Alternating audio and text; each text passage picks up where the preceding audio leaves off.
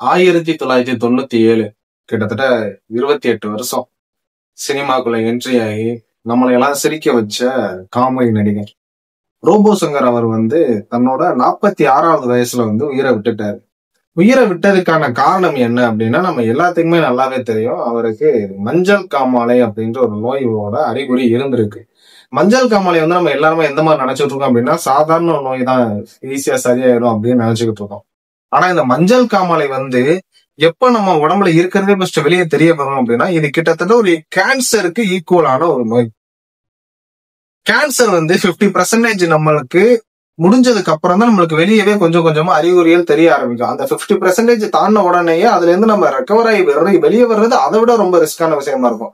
So மஞ்சள் காமாலை எல்லாம் எந்த மாதிரி அப்படின்னா கிட்டத்தட்ட 60 இல்ல 65 இவ்வளவு பெர்சன்டேஜ் வந்ததுக்கு அப்புறம் தான் நம்மளுக்கு அதோட அறிகுறிகளே ரொம்ப தீவிரமா வெளியே தெரிய ஆரம்பிக்கும். அது வரை மஞ்சள் காமாலை அப்படின்ற நோய் நம்ம உடம்புக்குள்ள இருக்கு அப்படின்றது வெளியே தெரியவே தெரியாது. இப்ப ரோபோ சங்கர் அவர் மஞ்சள் காமாலை நோயால எதனால பாதிக்கப்பட்டாரு? இப்ப நியூஸ்ல எல்லாம் சொல்றாங்க அவரோட கிட்னி ஃபெயிலியர் ஆயிடுச்சு, சிறுநீரக கோளாறு அப்படி இப்படின்னு ஏதோ காரணம் சொல்றாங்க. ஆனா நம்ம எல்லாத்தையுமே ஓப்பனாவே தெரியும் அவரு மது அப்படின்ற ஒரு விஷயத்துக்கு ரொம்ப அடிக்ட் ஆகி இருந்தாரு. சோ அதுல இருந்து கொஞ்சம் அவரோட உடம்ப ரொம்ப முடியாம போனதுக்கு அப்புறம் கொஞ்சம் ரெக்கவர் பண்ணி கிட்டத்தட்ட ஒரு வருஷமா கொஞ்சம் ஓரளவுக்கு நல்லா இருந்தாரு. திரும்ப வெளியே மீடியாக்கள் எல்லாம் வெளியே தெரிய ஆரம்பிச்சாரு. திரும்ப சடனா இந்த ஒரு வருஷத்துக்குள்ள அவரோட உயிர் போயிடுச்சு. அதுக்கான காரணம் என்ன அப்படின்னா இந்த மஞ்சள் காமாலை அப்படின்ற ஒரு நோய் தான். அதிகமா மது அப்படின்ற ஒரு விஷயத்துக்கு அடிக்ட் ஆனது. சோ எனக்கு என்ன தோணுது அப்படின்னா திரைத்துறையில உள்ள நிறைய பிரபலங்கள் இந்த மது அப்படின்ற ஒரு விஷயத்துல அடிக்ட் ஆயிட்டாங்க. அதனால நிறைய நல்ல நல்ல பிரபலங்களை நம்ம இழக்க வேண்டியதா ஒரு நிலைமை வந்துருச்சு. பிரபலங்கள் அப்படின்றத விட நிறைய நல்ல மனிதர்கள். கேப்டன் விஜயகாந்த் அவரை நம்ம இழந்தோம். அதுக்கு ஒரே காரணம் அவர் மது அப்படின்ற ஒரு விஷயத்துக்கு அடிமையா இருந்தது மட்டும்தான். சோ அதே ஒரு நிலைமையில தான் இப்ப நம்ம இங்கே நின்றுட்டு இருக்கோம். மதுவை தீவிரமா ஒழிக்கணும் அப்படி இப்படின்னு அதெல்லாம் நம்ம அப்புறமா பேசலாம். ஃபர்ஸ்ட் இந்த மஞ்சள் காமாலை நோயோட அறிகுறிகள் என்ன, அது நம்ம உடம்புல எந்த மாதிரி ஃபர்ஸ்ட் உருவாகும் அப்படின்றத ஃபர்ஸ்ட் பார்க்கலாம். பேசிக்கான விஷயங்க. நம்மளோட உடம்புல ரத்த சிவப்பணுக்கள், ரத்த வெள்ளை அணுக்கள் அப்படின்ற 2 விஷயங்கள் இருக்கு. ரத்த வெள்ளை அணுக்கள் என்ன பண்ணும்னா நம்மளோட நோய் எதிர்ப்பு சக்தி, இம்யூனிட்டி பவரை பூஸ்ட் பண்ணும். இந்த ரத்த வெள்ளை சிவப்பணுக்களோட வேலை என்ன அப்படின்னா நம்மளோட உடம்புல ஒரு 120 நாள் நம்மளோட உடம்புல ஆக்டிவா அங்கிட்டு சுத்திட்டு இருக்கும். 120 நாள் முடிஞ்சதுக்கு அப்புறம் என்ன போய் ஸ்டோர் ஆகும் அப்படின்னா இது கல்லீரல், மண்ணீரல், நம்மளோட எலும்பு இருக்குல்ல, இந்த எலும்புல மஞ்சை அப்படின்ற ஒரு ஸ்பேஸ் இருக்கு. இந்த இடத்துல எல்லாம் போய் அது ஸ்டோர் ஆனதுக்கு அப்புறம் அந்த 120 நாள் முடிஞ்சதுக்கு அப்புறம் அந்த இடத்துல தன்னோட உயிரை விட்டுரும். அதாவது கல்லீரல்ல அந்த ரத்த சிவப்பணுக்களை உடைக்கும், மண்ணீரல்ல உடைக்கும், எலும்பு மஞ்சையில போய் உட்காந்து அதோட உயிரை விட்டுரும். 120 நாள் ஆனதுக்கு அப்புறம் ரத்த சிவப்பணுக்கள். சோ இந்த செத்து போன சிவப்பணுக்கள்லாம் அடுத்து நம்ம என்ன ஆகும் அப்படின்னா அது ஃபுல்லா நம்ம உடம்புல விட்டு வெளியேறணும். சோ இந்த கல்லீரல்ல இருந்து, மண்ணீரல்ல இருந்து, எலும்பு மஞ்சையில இருந்து உடைஞ்சு போன அந்த செத்து போன ரத்த சிவப்பணுக்கள் ஆட்டோமேட்டிக்கா நம்மளோட குடல் பகுதிக்கு வரும். குடல் பகுதிக்கு வந்ததுக்கு அப்புறம் ஆட்டோமேட்டிக்கா நம்மளோட மலத்திலேயோ இல்ல யூரின்லயோ ஆட்டோமேட்டிக்கா வெளியே டிஸ்போஸ் ஆகும். இதுதான் ப்ராசஸ், ரத்த சிவப்பணுக்களோட ப்ராசஸ். இப்படி வெளியேறும் போது என்ன ஆகும் அப்படின்னு பாத்துக்கிட்டீங்கன்னா ஒண்ணு எல்லோ கலர்லயும் இல்ல லைட் ஆரஞ்சு கலர்லயும் இது வெளியேறும். அதனால நம்மளோட யூரின் பியூரா அப்படியே டிரான்ஸ்பரண்டாலாம் இருக்காது, லைட்டா ஒரு வார்ம்ல தான் இருக்கும். சோ இந்த மாதிரி வெளியேற வரும்போது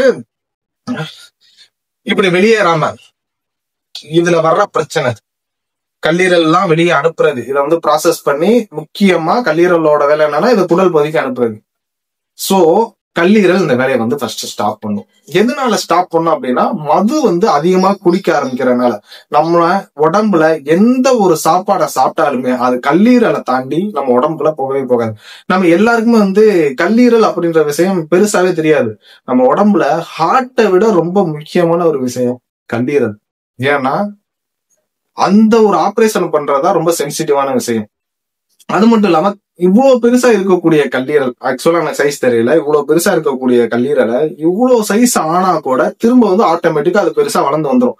அந்த அளவுக்கு ஒரு ஸ்பெஷல் இருக்கு கல்லீரல். ஆனா அந்த கல்லீரல்லையும் நம்ம ஆளுக அளவுக்கு அதிகமா மதுவை குடிச்சு குடிச்சு குடிச்சு குடிச்சு என்ன ஆகும் அப்படின்னு பாத்துக்கிட்டீங்கன்னா அந்த மதுவுல உள்ள கொழுப்பு ஃபுல்லா கல்லீரலை போய் அப்படியே கவர் பண்ணிடும்.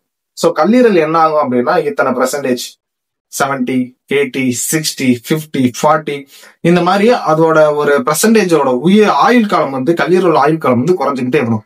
இது எப்ப நம்மளுக்கு ரொம்ப ஓப்பனா வெளியே தெரிய ஆரம்பிக்கும் அப்படின்னு பாத்துக்கிட்டீங்கன்னா ஒரு 40% 30% தெரியும் போதான் ஓப்பனா வெளியே தெரிய ஆரம்பிக்கும் கல்லீரல் வந்து பிரச்சனை இருக்கு அப்படின்னு. அதுவும் கல்லீரல்ல தான் பிரச்சனை இருக்குன்னு டைரக்டா தெரியாது, நம்மளோட கிட்னில பிரச்சனை வரும். சோ கிட்னில உள்ள பிரச்சனையை வச்சு அனலைஸ் பண்ணி டாக்டர்ஸ் வந்து என்ன பண்ணுவாங்க அப்படின்னா கல்லீரல் உள்ள பிரச்சனையை வந்து கண்டுபிடிப்பாங்க. சோ அப்ப உடனே என்ன பண்ணுவாங்க, இல்ல நீங்க வந்து மது வந்து அதிகமா குடிக்கிறீங்க, கல்லீரல் இந்த மாதிரி பிரச்சனை இருக்கு, உடனே ஸ்டாப் பண்ணிருங்க அப்படின்னு டாக்டர்ஸ் நம்மளுக்கு அட்வைஸ் கொடுப்பாங்க.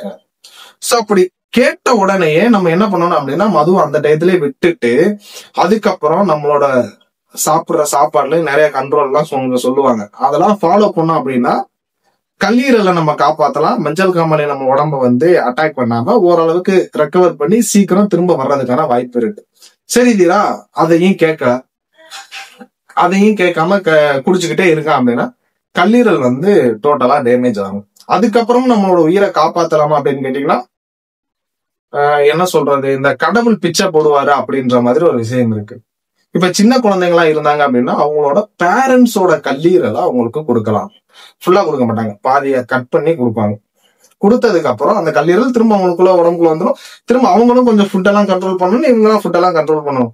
கொஞ்சம் வருஷத்துக்கு கண்ட்ரோல் பண்ணி திரும்ப அவங்களோட உயிரை வந்து காப்பாத்தலாம். இது வந்து ரொம்ப அரிதிலும் அரிது கல்லீரல் மாற்று அறுவை சிகிச்சை பண்றது அப்படின்ற ஒரு விஷயம்.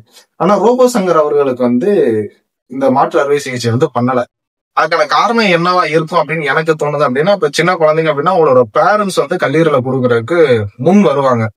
ஆல்ரெடி இவருக்கு 46 வயசு. 46 வயசு அப்படின்னா ரொம்ப பெரிய வயசு கிடையாது. ஆனா இந்த கல்லீரல் மாற்று அறுவை சிகிச்சைக்கு 46 வயசு அப்படின்றது மிகப்பெரிய வயசு. ஒருவேளை அந்த ஒரு ஏஜ் காரணமா மேபி கல்லீரல் மாற்று அறுவை சிகிச்சை பண்ணாம ரோபோ சங்கர் அவர்களுக்கு இருந்திருக்கலாம் அப்படின்றது என்னோட ஒப்பீனியன். உங்களுக்கு வேற ஏதாவது கருத்து தெரிஞ்சு அதை இந்த வீடியோக்குள்ள கமெண்ட் பண்ணுங்க.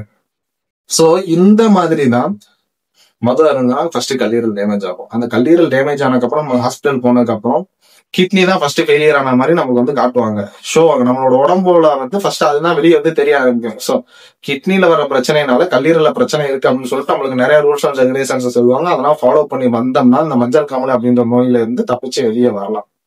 இல்ல எதையுமே பண்ண மாட்டேன், நான் வந்து மது குடிக்கிட்டே இருப்பேன் அப்படின்னா அது மிகப்பெரிய ஒரு ஆபத்துல நம்மளை கொண்டு போய் விடும். சோ எனக்கு என்ன தோணுது அப்படின்னா நிறைய திரைத்துறையில உள்ளவங்க மதுவுக்கு நிறையவே அடிமையா இருக்காங்க. இது நம்ம எல்லாருமே தெரியும். இது வந்து ஒரு பேஷனாவே ஆக்கிட்டாங்க.